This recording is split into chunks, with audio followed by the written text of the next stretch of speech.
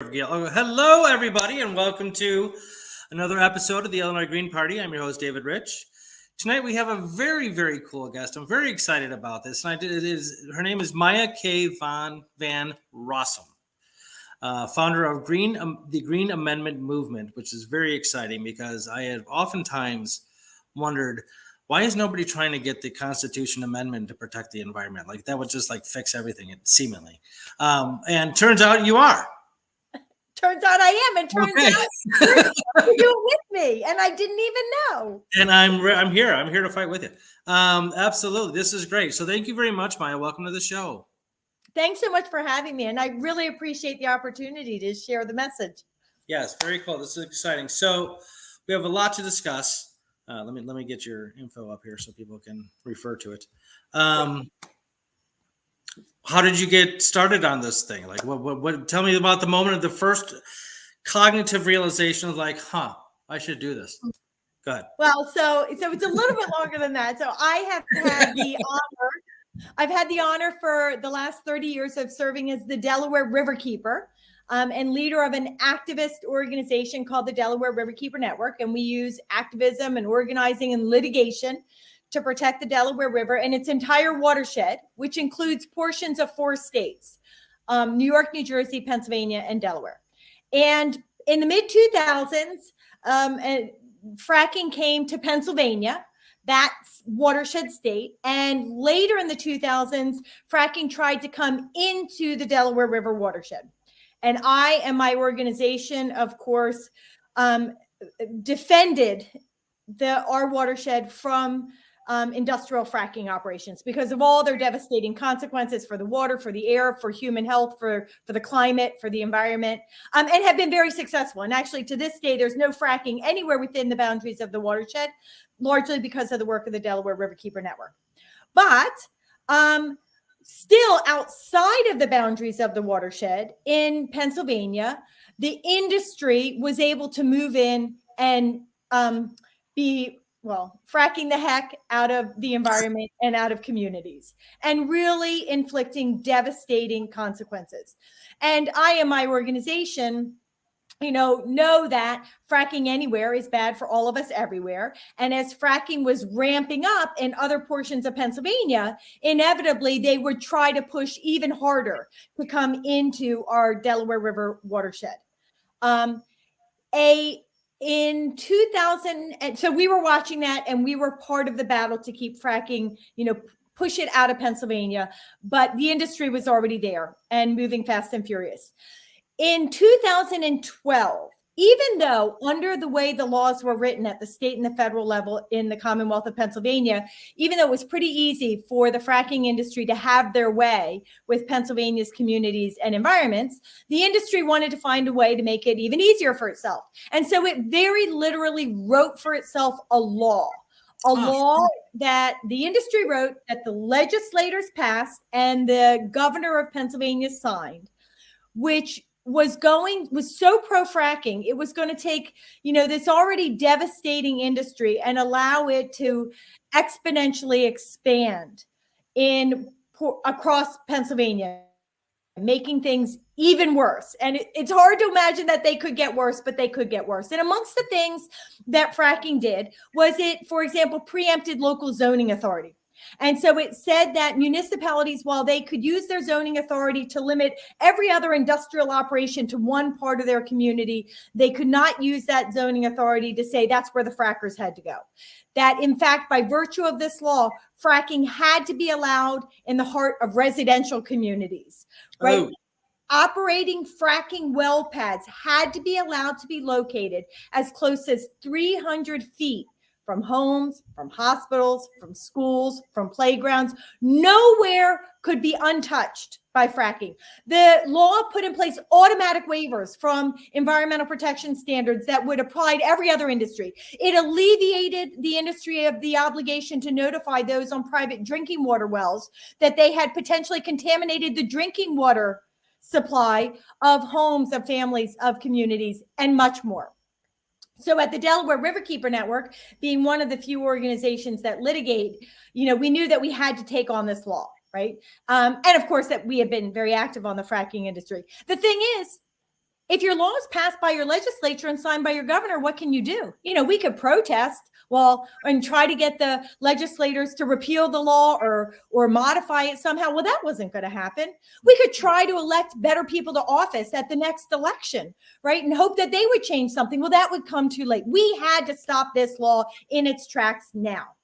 So as we were developing our legal strategy, we hearkened back to the reality that in the Pennsylvania Constitution, in the Bill of Rights section of the Constitution, there had been passed decades before a constitutional right to pure water, clean air, and a healthy environment, and a constitutional duty on all government officials to protect the natural resources of the state for the benefit of present and future generations.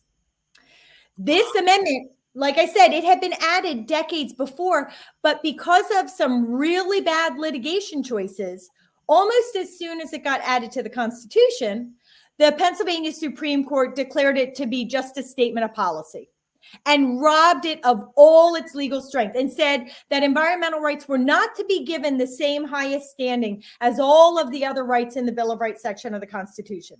And so for literally 42 years, there was this language in the Constitution, but nothing had changed legally.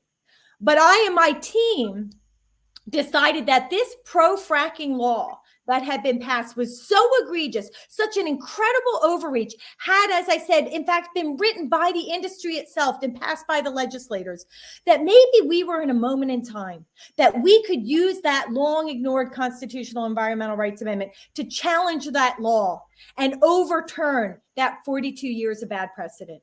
And you know what? Despite there being a very conservative Supreme Court in place, led by a very conservative Chief Justice, we, in fact, using Pennsylvania's long ignored environmental rights amendment, were able to defeat those aspects of that pro-fracking law that we were challenging. The Chief Justice, that conservative Chief Justice, actually wrote the majority opinion and said that the provisions that we were challenging would, in fact, violate the environmental rights amendment of the Pennsylvania Constitution. And so in that moment, with that victory, we defeated those devastating aspects of the law. We prevented the exponential expansion of that industry. And we literally breathed legal life into that long ignored environmental rights amendment. That's fantastic. This is what I want to hear. I hear so much like doom and gloom on this show. This is great that you actually accomplished something so grandiose. That's fabulous. Thank you. Can I just say real quick, Gary Loeffler is watching. He said, maybe you can explain what this means. I was a big supporter of this once, but when they endorsed a person for president outside of the party, I no longer did. Do you know what that means? I don't know what that means because I'm a 501c3 organization, so we don't do endorsements. Okay. So I don't endorse. Now, in terms of like how I hop from there to now. So, of course, as we were going forth, reaping the benefits of this victory and the changed hearts and minds that were happening because people now had this constitutional right to a clean and healthy environment, I, of course, as an activist said, okay, what's next? And recognized the power of what we had achieved and that, and how much more powerful it could be if we had this in every single state constitution across the nation. So I looked at every constitution. I identified what was special and unique about what Pennsylvania had. And I determined that, and I named it a Green Amendment. And I determined that there was only one other state, Montana, that had an amendment of this kind. Okay. And I decided I needed to change that. And so that I was going to work to try to get a constitutional Green Amendment added to every state constitution across our nation, and then ultimately at the federal level. And so there we go. Here we are. And here we are. Okay. So you accomplished that in Pennsylvania. Montana is the only other state that has something in their constitution. Interesting. That like 6 people live in Montana, so that's not even really needed. But anyway, which actually maybe it is more needed there because there's probably lots of fracking and crap. Well, there's some really good, right? There's some really good protections that, Montana's amendment is similar and different than Pennsylvania's in terms of its story. It also was added to the Constitution in the early 70s, but it only got its really meaningful life much later on. And then it went into a little bit of a lull. And then I like to think that the advancement of my Green Amendment movement really invigorated Pennsylvania or Montana's amendment, because, they realized, hey, we have one of these too. And there have been some recent legal actions in Montana that have sort of brought it back to the fore. And so really in Pennsylvania and Montana, we haven't just had a victory against fracking, but Montana has had victories against industrial gold mining operations. In Pennsylvania, we've been able to use the amendment where the state was ignoring a toxic site with a spreading pollution plume and was working with a developer to develop this toxic site while it was still in its toxic condition, rather than use existing laws to clean it up. We've got the state now working to clean it up. We've prevented the misappropriation of environmental protection financing, we being the larger Pennsylvania community. There was recently a decision at the municipal level that prevented the destruction of an old growth beech tree forest that would have been decimated for development, with the Green Amendment as its foundation. So it's been used in really powerful ways. It hasn't solved everything. It's not an instant panacea. We're still learning about what it means to have a constitutional right to a clean and safe and healthy environment in different contexts. But every time we have a victory, or even we have a loss, we come to greater clarity on what it means to have this powerful right, and how we can use it to make a difference. No, that's a really interesting point when it comes to high level governmental policy changes and so on, especially in Constitution. It's like this. I hope this isn't an offensive example, but going back to when they freed the slaves, then everybody was like, okay, now what? It took a while to figure out, well, what does it mean for a former slave to have as much freedom and rights as somebody who was never enslaved? We're still figuring that out. Okay, so we're still fighting racism in this country. And we're still figuring out, what does it mean to have a right to free speech? What does it mean to have, freedom of religion? Yeah. We still have litigation over the right to bear arms, right? The thing is, with those other rights, we have a much greater understanding of what it means in different contexts. When it comes to environmental rights, we're just at the beginning of that process. It's just been since 2013. But we can see how powerful it is. We would have never defeated that pro-fracking law absent a constitutional right. And so at this point, last year, we got a Green Amendment passed in the state of New York. And there are Green Amendment proposals advancing at different levels in over a dozen other states. Not yet Illinois, but maybe next. Behind everything environmentally. I mean, our current governor Pritzker seems to be on top of some things, but not enough. Illinois. It's one of the top states in the country that for glyphosate usage, Roundup. So, I mean, and the thing is depending on what the government is doing to advance the devastating consequences of Roundup in different contexts, having a constitutional right could help make a difference. I mean, in South Jersey, they've been aerial spraying it for years, right, with devastating consequences. And so. Yeah, no, Roundup is awful. But going back to the complexity, the nuances, and the figuring out what it all means after it's been jotted down on a piece of parchment, that we have this right, which is another issue. But the science of it, Monsanto is fighting tooth and nail in court. They have over 100,000 lawsuits against them, and they're losing some very big ones, absolutely.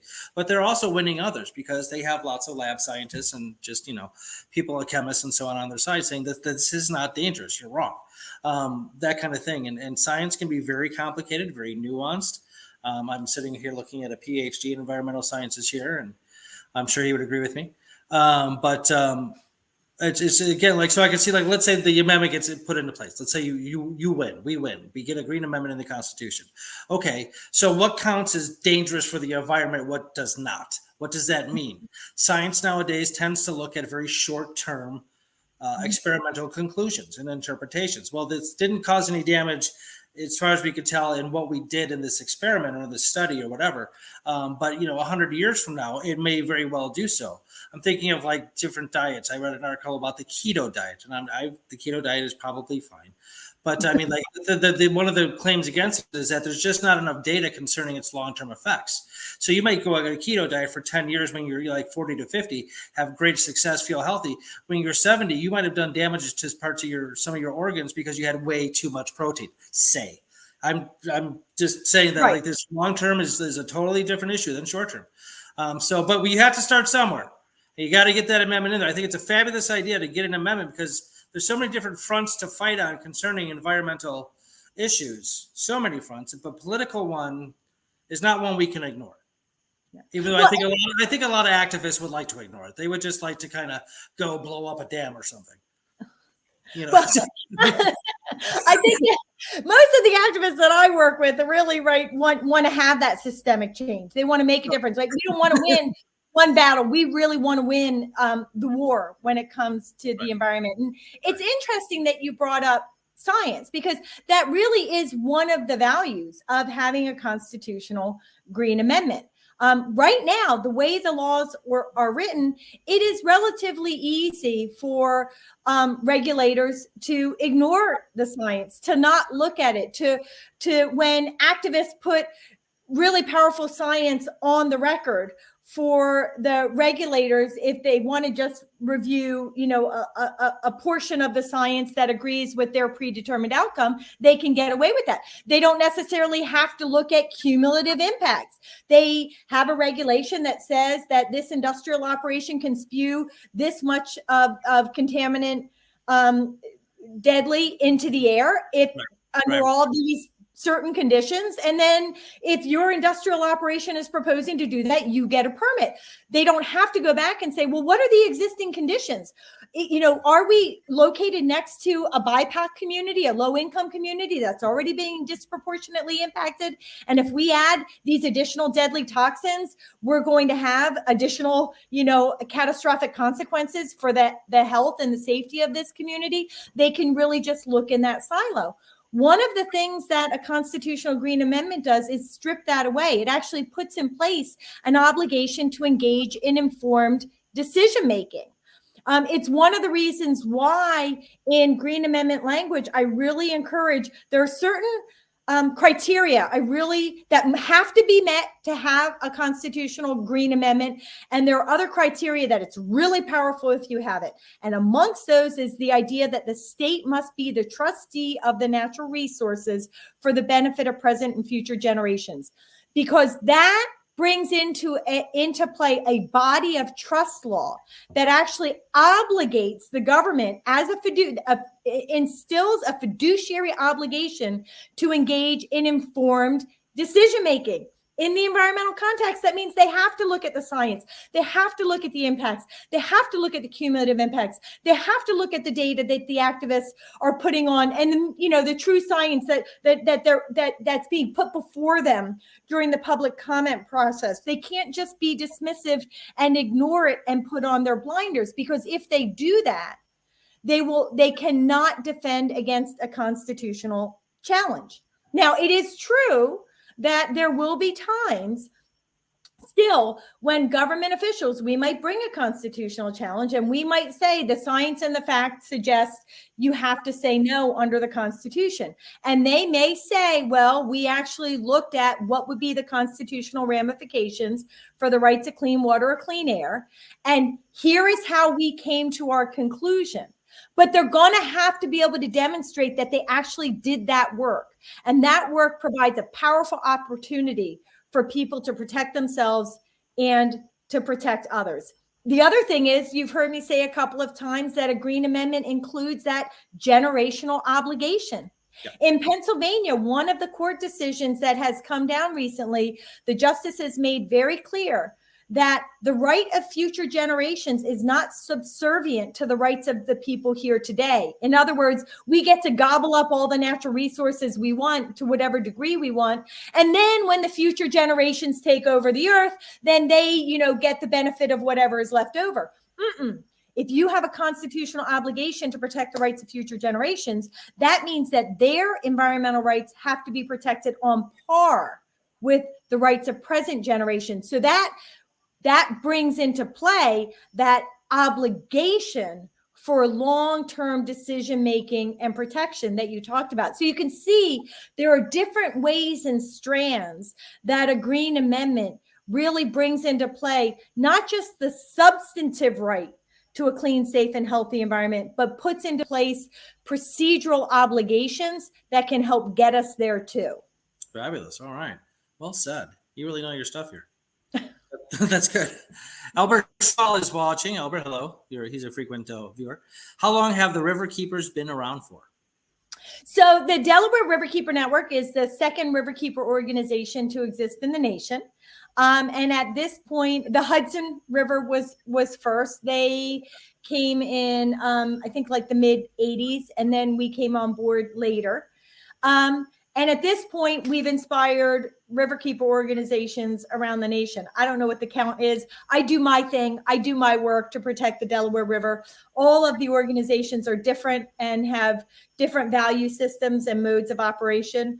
But I am an activist and an attorney, environmental attorney at heart, that will only fight for the earth and fight for the right side, and can never be encouraged in any way, shape, or form to sell out. So that's cool. Who I am. That's great. So you're an attorney. I am an attorney. Yes. Oh, okay. That's going to help you tremendously. That explains why you have such great knowledge of the legal system. Yeah. The interesting thing is, I can tell you, a lot of attorneys don't actually understand this. Like, I'll be there. I know a lot of attorneys who don't understand much. It's like, what? Yeah, no, okay. Anyway. Let's talk about lawyers later. But do you have anybody at the federal level? Do you have their ear at all? Delaware, that's Biden's state, right? Isn't it? That's Biden's state, but I have Does he know of you at least? Well, I certainly have over the years had to deal with President Biden, then Senator Biden, and or his staff. And I can tell you, when he was a representative for the state of Delaware, more often than not, he did not agree with my advocacy position, and I was very disappointed. But I can also say that I have been, so he would not have been my first choice for the presidency. He was not. But I will say that I have been pleasantly surprised by some of the things he's done. And I really do applaud him for, in fact, many of the things that he's done at this point. So that's my thoughts on President Biden. But on my Green Amendment strategy, I want to be clear. My goal is not to get to the federal level yet. Okay. We have to start with the states. If we try to go for a simple Green Amendment, we'll fail. Now, and the states have a tremendous amount of power when it comes to the environment and environmental protection. So my strategy is to go state by state by state, where constitutional amendments are very accessible. They happen all the time. And when we get a green amendment in each of these states, we will get an incredible level of enhanced environmental protection and environmental justice protection.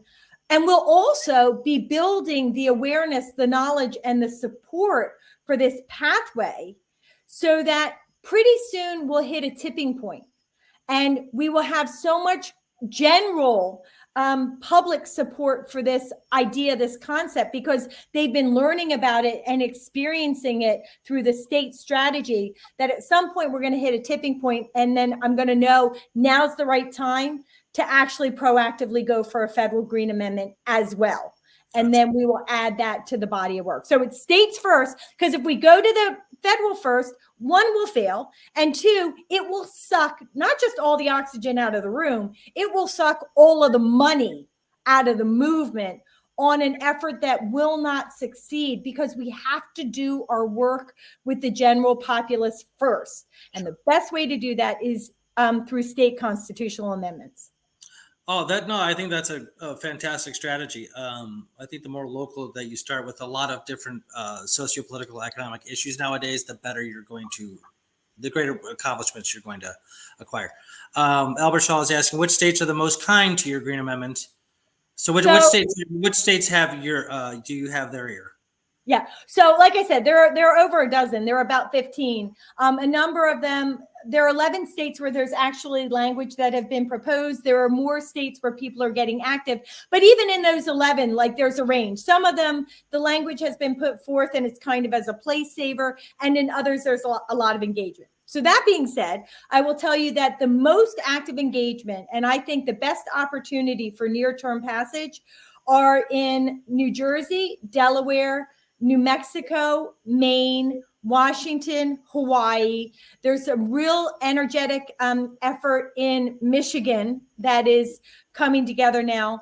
There's really great, we have a really great legislative champion in Iowa, interestingly enough. The environmental movement hasn't come around yet, but he is really out there championing the idea. We have really good language proposed in Arizona, but there too, the activists haven't come around yet to the idea, even though there is a legislative champion advancing it. There's recently been outreach from Georgia, from Florida. There's outreach from Connecticut. And as I said, there are amendments in Pennsylvania, New York, and Montana. And there's some other states in there too. California, I just had outreach from, but still nobody from Illinois. I'm just saying. Well, you have my support. But I don't mean much as far as legalities go. Well, my big rule of the road is really, while I'm out there spreading the message and trying to inspire people with this powerful pathway for environmental protection, I won't actually go work into a state unless I'm what I call invited in, because I'm not going to pass an amendment in the state of Illinois. The people of Illinois are going to have to pass that amendment. I'm a partner. I'm an expert. I want to share my experiences. I want to help build the right language and help with the strategy development and implementation. But the lead voices and activists are really going to have to be the people and the legislative champions from the state. So, sure. You won't go to a state unless somebody in the state invites you. It's like okay. It's kind of like being a vampire. It's like being a vampire. Like just thinking of the movie Young, Lost Boys, where you had to invite them in. Are you going to invite me in? You're the man of the house. Yeah. And then that's it. You can go whenever you want.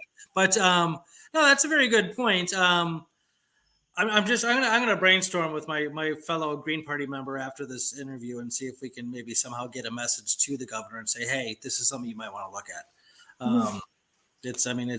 We're only a third party, but we are still a political party. May I ask what political party you tend to advocate for or participate in? I actually look at the issues. I really do. And I look at the people, and where I'm from, they can be from any myriad of political parties. I care about what they say on the important social issues. But the Green Party is not active where I am in Pennsylvania. In the portion of Pennsylvania are not. I don't ever, like in all my local government and everything, there's never a Green Party option. It's Dems or Republicans, and that's pretty much it.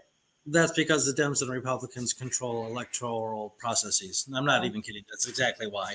The Green Party is in 72 countries across the world. I mean, in other countries, they're taken very, very seriously. It's all a plot against. It's all the U.S., right? Yeah. And it's gerrymandering, right? And it's all that kind of BS to disempower people and good messages and messaging. Party suppression is voter suppression. There's about 60% of valid voters in America who do not really identify with either of the two major parties, but because the two major parties control the electoral processes and make the laws concerning them, they very clearly, purposefully leave other parties out, and it's ridiculous. Anyway, before I get angry, okay. Where did you go to law school? If you don't mind me asking, did you focus on environmental law, or did that come after? I did. I went to law school actually to be a better environmental activist. I never wanted to be a litigator. I did pass the bar, and I have all of those. You might as well once you've gone through. But I actually went to Pace Law School in White Plains, New York, because they specialized in environmental law, and I wanted to learn to be a better activist, and I knew that the law would help me get there. So I went to Pace. Okay, let's talk about environmental activism for a moment here, since you clearly are one and have been around many, and you have the perspective of legal processes, which is really helpful. because I interview lots of different types of people on this show.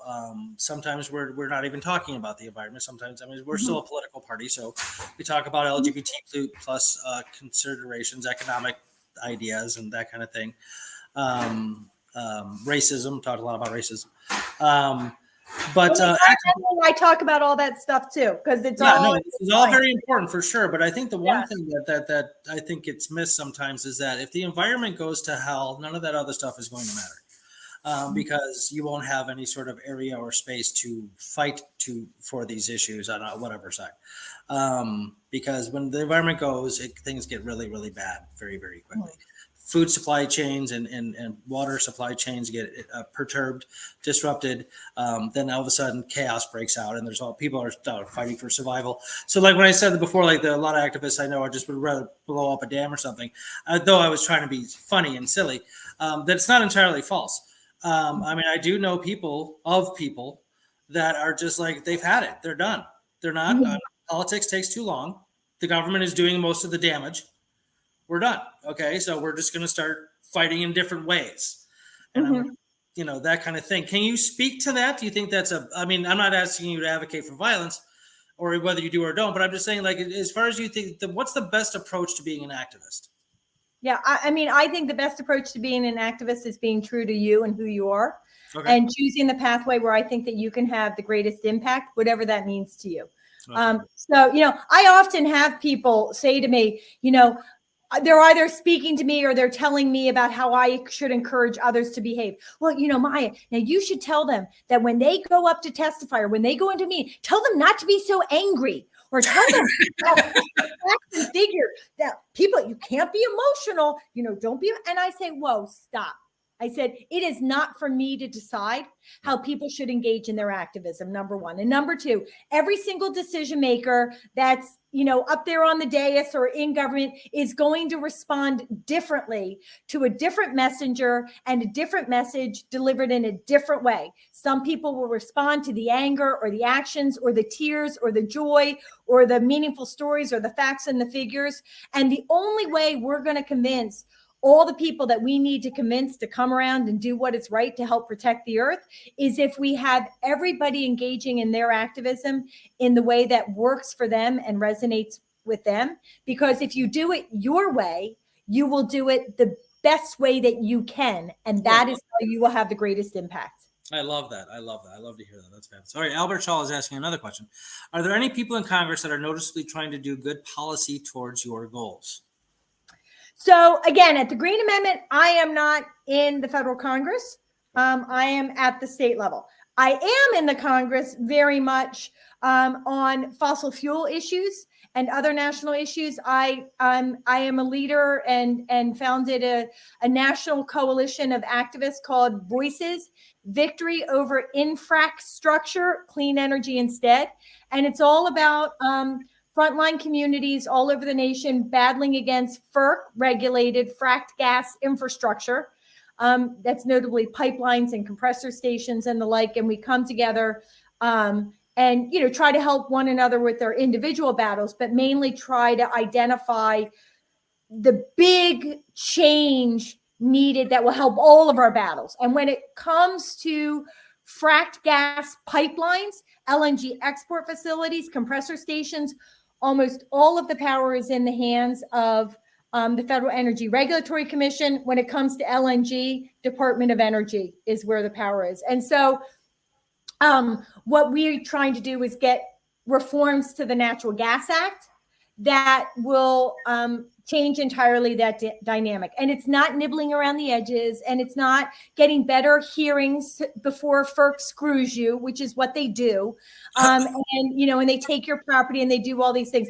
It is really about transformational reform. And I will tell you, while it has taken years, I mean, I founded Voices back in 2012, while it has taken a lot of time and work, we have Representative Raskin's office, Senator Markey's office, Senator Wyden's office, and Representative Berrigan's office have really come around to be good, I don't know if partners is the right word, advocates, I mean, really representatives for helping to institute the transformational change in the law that we've been advocating for. There are a lot of others that are out there with like bullshit stuff. Again, like they want to hold a better hearing. Sorry if I'm not allowed to curse. They want to hold a better hearing, you know, before they take people's property and destroy their lives. I mean, it's all the kinds of reforms that we have that I think are going to start being put forth are really ones that will make a difference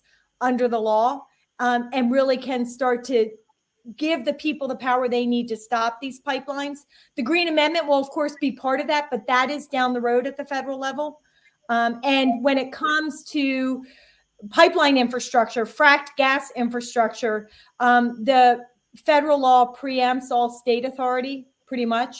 Sure. So that's where we have to get the reforms. So yeah, so those are 4 people I know, you know, on that body of work I do that are really making, I think, are on the cusp of making meaningful change. Continue to pay attention. In the fall is when we'll really see whether or not they came through. This election is going to be interesting for a multitude of different reasons. The abortion thing and just what's going on with Trump and just the environment. This is going to be, man, oh man, this is going to be crazy. Okay, so all right, very cool. Going to be, I mean, my hope is it's not going to be crazy. My hope is like people are frigging it for what it is, right? I know, but that's the thing. It's so maddening that so many people are being harmed in so many ways, and how can we have so many other people out there in the world that like don't see it or don't care? Sorry, I'll get off my soapbox. No. This show is a soapbox. I should rename it the Illinois Green Party Soapbox Series. I'm doing it.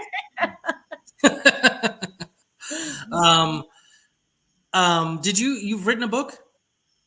Yes, I wrote a book. My first book was published in 2017 called The Green Amendment, The Right to a Clean and Healthy Environment. My second book is coming out in November, and it is The Green Amendment, The People's Fight for a Clean, Safe, and Healthy Environment. And it really is updating the first edition. When I wrote the first book, right, I thought, oh, I'm going to tell people about this great idea and they're all going to go make it happen. And what I came to realize is, you know, it's a simple concept, but it's actually quite complex to get right. And as the industry and the lobbyists come out with the misinformation, it's really easy for people to get derailed. And so it became clear to me that I really had to change that strategy and really be a proactive partner with people. And that's why I founded Green Amendments for the Generations, my nonprofit, so I can do that. So the new book talks about that different pathway and really saying, please don't try to do it on your own, because when people have done that, they've messed it up. Let's partner up with Green Amendments for the Generations, partner up with me. Let's work together to make this happen in the right way. And then I also add some new chapters, like some really poignant stories about environmental racism and the climate crisis. And, you know, it's interesting, right? There's been the recent news about military personnel being near burn pits and how that's decimated their lives. One of my most powerful Green Amendment activists was, when she was in Iraq, was located near a burn pit, and it has decimated her life. And what's a burn pit? A burn pit. That's where the Army takes all of its crap, literally crap, tires, extra fuel, everything, and burns it to get rid of it because they don't have. And what happens is all the military personnel around are breathing all that crap into their lungs and into their bodies, and it devastates their health. And so this woman is in New Mexico, and she tells her story about how her health has been devastated and how she can't count on the quality of the water and the air of New Mexico to be safe for her. And so she's an advocate for the New Mexico Green Amendment because she says, look, I'm a veteran. I served my country, but I served my state. I went there representing the state of New Mexico. And all I'm asking you to do is, you know, recognize and protect my right to clean water and clean air through the passage of a Green Amendment. And so I have her story in the book. It's very powerful. I'm going to have to look into that. This book comes out in November? Yeah, November 1. November 1. Okay, that's my friend's birthday. Cool. That's All Souls Day. All Saints Day. Well, it's a great day. Okay, cool. All right. That's terrible. The United States military is literally like the greatest polluter in the world as a single entity, like whether it be a country or whatever, a corporation, that kind of thing, just one entity. The United States military pollutes more than like anything else in the world. It's ridiculous. They're still doing nuclear tests. There's all the tanks and jeeps and everything else, all the fuel they're using. I guess they're working on transferring over to more like biofuels and stuff like that, which has its own set of problems. But I mean, it's just audacious how much, besides war itself being awful, like just how devastating militaries are, especially in this country. Even without shooting a single bullet, they're just like destroying everything. That's right. Have you heard about PFAS? I don't think so. PFAS. So PFAS, they're per and polyfluoroalkyl substances. They've been created by the Army and advanced by companies like DuPont. They're man-made family chemicals, very enduring in the environment. The Army uses them in firefighting foam. So when they do their practice on their military bases, they spray all this stuff with PFAS, and then it just is allowed to run into the environment. In the industrial world, Teflon is PFAS. Stain-resistant clothing and carpeting, that is made from PFAS. This slippery stuff on like French fry fast food containers historically has been PFAS. This is a very dangerous, enduring, man-made contaminant that is in the environment and actually is found around the world, is found in drinking water supplies. And at this point, I think it's 35 states here in the United States of America. So people are drinking PFAS contaminated water. There's fish advisories because their fish flesh has been contaminated with PFAS, so it's not safe for people to eat. There are do not eat mandates in places like Maine on deer, because deer have grazed on farming lands where sewage sludge contaminated with PFAS was spread. There are farmers who have had to throw away millions of gallons of milk, destroy their cows because of PFAS contamination. I mean, this is devastating lives, health, economies, individual businesses like farmers, and the military is largely responsible for PFAS being created and in the environment. And that's another one of the stories in the book. But when you talk about the military, right, it's as you said, like they hear their devastating lives with this man-made family of chemicals, and people don't even know that. And one of the reasons why it got into the environment and where a green amendment could help is because of an absence of law or regulation. There were no laws, no regulations preventing its use or requiring its use in a way that did not allow it to get into the environment. And only now are things starting to happen, primarily at the state level. At the federal level, there are what are called health advisory limits, but it's not an enforceable standard. And yet, people's drinking water has been contaminated with this cancer-causing chemical. It's horrifying. So yeah, you can look to the military for that one too. Yes, they do a great job. Thank you. PFAS, just that's it. Or PFAS. If people, it's called there, and it, depending on where you are, there's PFAS, there's PFOA, PFOA, PFNA, PFOS, but PFAS is sort of the overarching. Again, it's per or polyfluoroalkyl substances. If people look it up, I'm pretty sure that you'll find it in Illinois too. Well, it's definitely in Illinois, I'm sure. Illinois loves to pollute its land. So literally, we're called the prairie state, right? And at some point, we were like 65% prairie. You know how much we are now? How much? 0.1% prairie. Oh my gosh! 65% to 0.1. You can thank John Deere for that. Oh my gosh! How horrifying. It is horrifying because prairies are like, well, the reason why they grow so much here is because prairie land is very nutrient dense. But it's all, now they got to amend it every other day with some other crap. Anyway, all right, we got about ask what is the primary land use then at this farming, corn and soybeans. Yeah, which is beautiful in its own right, but it's a monoculture. What's that? Mm-hmm. It's all GMO. It's all nonsense. Mm-hmm. Anyway, I have my buddy here. I was going to say, does he know about PFAS? Ask him if PFAS is in Illinois. He's a PhD in environmental science, and we have PFAS in 14 communities in Illinois. We have PFAS in 14 communities in Illinois, including ours. Is this that big lawsuit that's going, the Forever Chemical or whatever? Yes, that's it. I do know that. I just didn't know what the acronym was. Sorry. Well, I should have said Forever Chemicals. That's the other way. Okay. Yeah, I did it, but I heard about it recently. So no, this is very timely and very important. We have lawsuits going on and all that, and just but look, and you got your expert right there in the room, man. That's right. I get all the credit. No, I'm just kidding. He's the mayor of Galesburg, which is where we're airing the show from right now, and he was actually our first guest on this show. He's been on it several times. He's my go-to concerning climate change and that kind of thing. He wrote a book called The Earth Is Not for Sale. He wrote with his father, which is very cool. He's working on another book right now, correct? What's it called? We have the bleed money. We have the bleed money. Bleep. Oh, we have the bleep money. We have the effing money.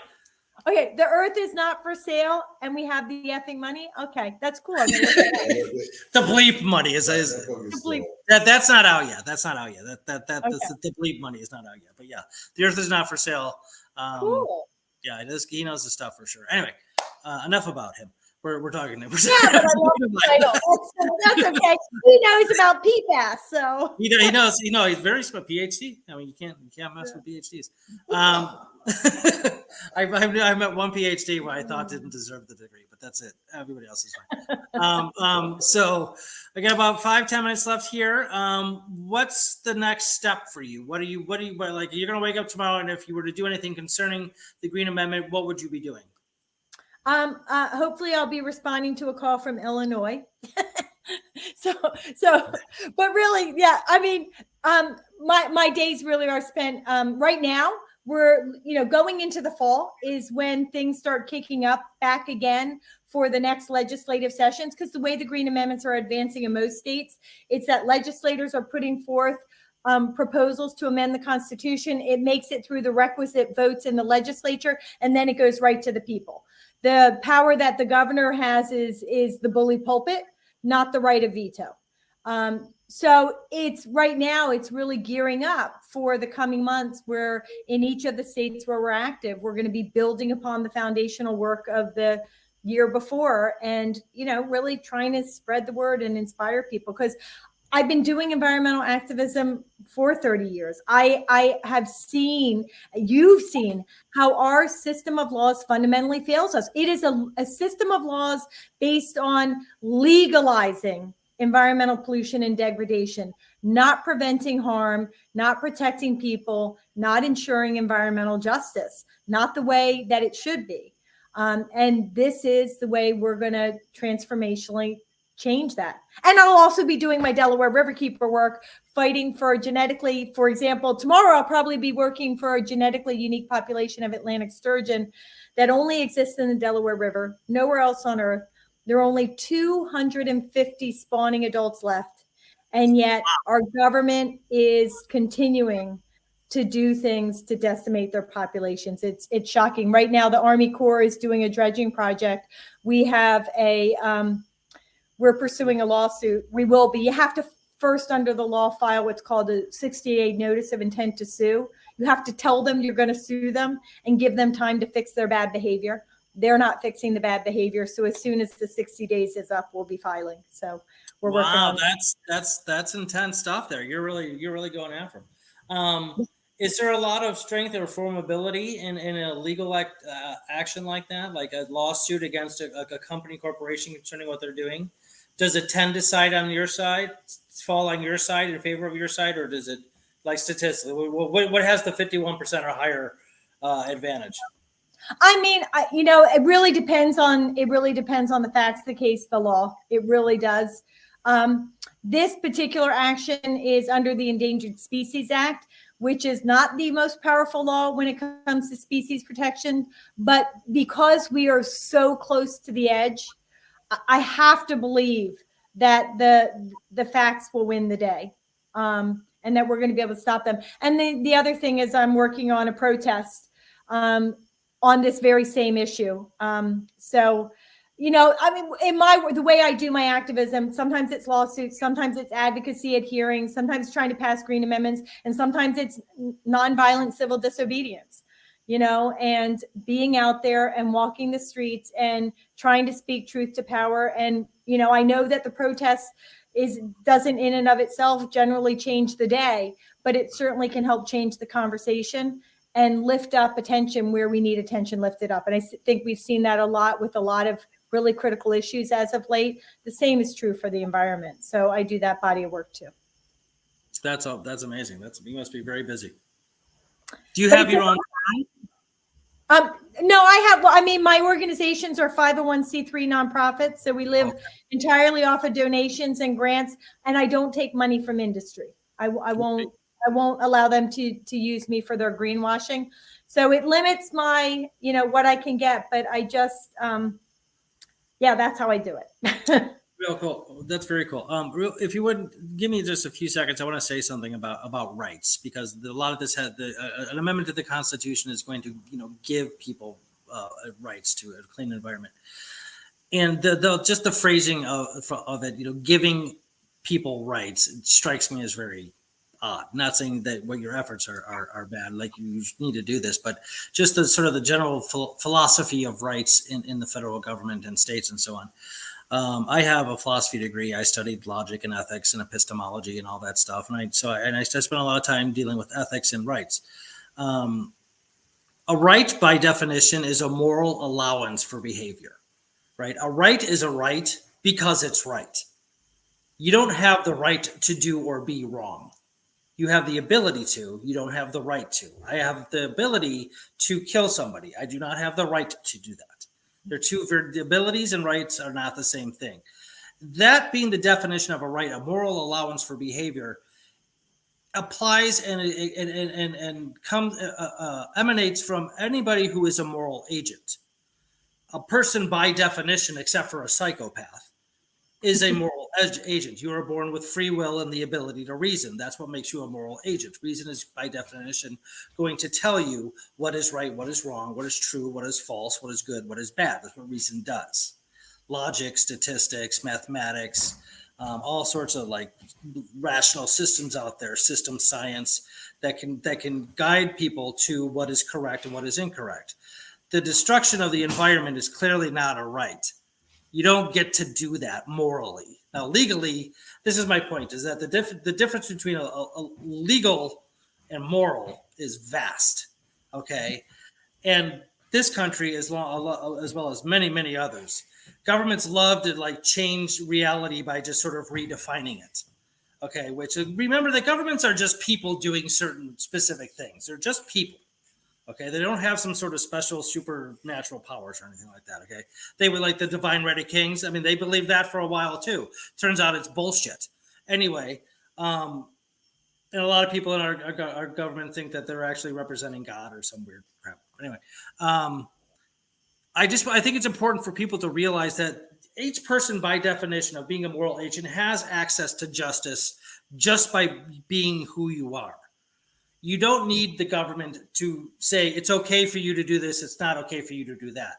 You have a moral center. It's called a conscience, a little Jiminy Cricket. We all have it, okay? I don't know any rational moral person that would say it's okay to pollute or destroy the environment or to, you know, do the ghastly things that our military and our government and the big corporations are doing. It's insanity. It's literally insane. I just wanted to say that because I want to know that you have the power and you have the legitimate power as an individual moral agent to fight against that which is unjust, oppressive, and unfair, which is all that this is too. You know, we have the virtues to draw from. You know, philosophers have been dealing with what counts as truth, what counts as knowledge, what counts as beauty, what counts as the good for millennia. There's plenty of literature out there, okay? my point. I'll get off my soapbox now, but I just want to drive that home because it's so important to realize that you do actually have the right to stop what is wrong, regardless of who's doing the wrong.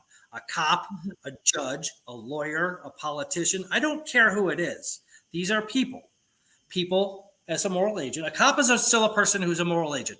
Just because you're a cop, they like to say that cops have special rights. Bullshit. There's no such thing as a special right. A right by definition being a moral allowance. If one person's allowed to do it, by the definition and inclusion of fairness and justice, everybody's allowed to do it. That's how morality works. Anyway, I'm done with that. Would you like to wrap it up and say anything? I just think that's really important for people to realize is that that you are perfectly allowed to do that. You are under no moral obligation to obey the law. Sorry, go ahead.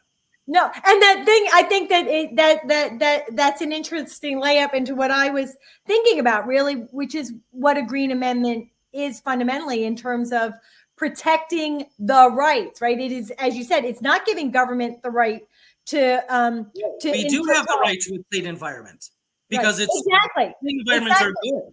They're healthy. Health is a good. Right. And that's what a Green Amendment is really the opposite. What a Green Amendment is saying, what the Constitution is saying is, listen, we the people are giving you government, giving you permission to lord over us, to govern over us. 100%. But we are making clear through the Bill of Rights section of our Constitution that when you do that, there are certain fundamental rights that we hold dear unto ourselves, human, civil, and political rights that belong to us, that we are not turning over to you. And so when you act, when you govern, you may not do so in a way that overreaches and infringes on these fundamental rights that we are keeping unto ourselves. So as you said, these are our rights. They belong to us. And through a constitutional Green Amendment, we are making clear to government that you may not infringe upon them. You may not take them from us because they do belong to us and we have kept them unto ourselves. And that is one of the things that's so powerful about a Green Amendment. We're not giving government more authority, as often gets said. We're doing exactly the opposite. Exactly. We're saying this is a limitation on your power. You may not infringe on our environmental rights. Which is what the Constitution is for, is to actually limit the government's power. Yep. That the Bill of Rights is, I don't think very highly of our founding fathers, to be honest with you, but the Bill of Rights is was brilliant, was genius. So, okay, that being said, thank you so much, Maya, Kay, thank you, Rossum, like possum. Thank you. This is great. You are passionate, and yet you're still happy, which is something I appreciate. Like, it's all the doom and gloom that I hear every day doing this show or otherwise, just all the things I research. Nobody's allowed to touch my happiness. I will continue to be happy. Even though there could be nuclear bombs all above me, and I'm going to whistle a tune. So good for you. And I'm seriously going to check in. If you could hold on after the show ends and stay on here, Anna, I think, wants to say hi. Maybe we can talk about how we can get you here to Illinois. Great. Thank you so much. Maya K. Van Rossum, founder and head of Green Amendment Movement and the River Keepers. That's it. If you go to the Green Amendment Movement, you'll find me, and you'll find Delaware Riverkeeper too. Fabulous. All right. Everybody, thank you so much for tuning into the Illinois Green Party series. I'm your host, David Rych. Till next time, be good, be green. Take care.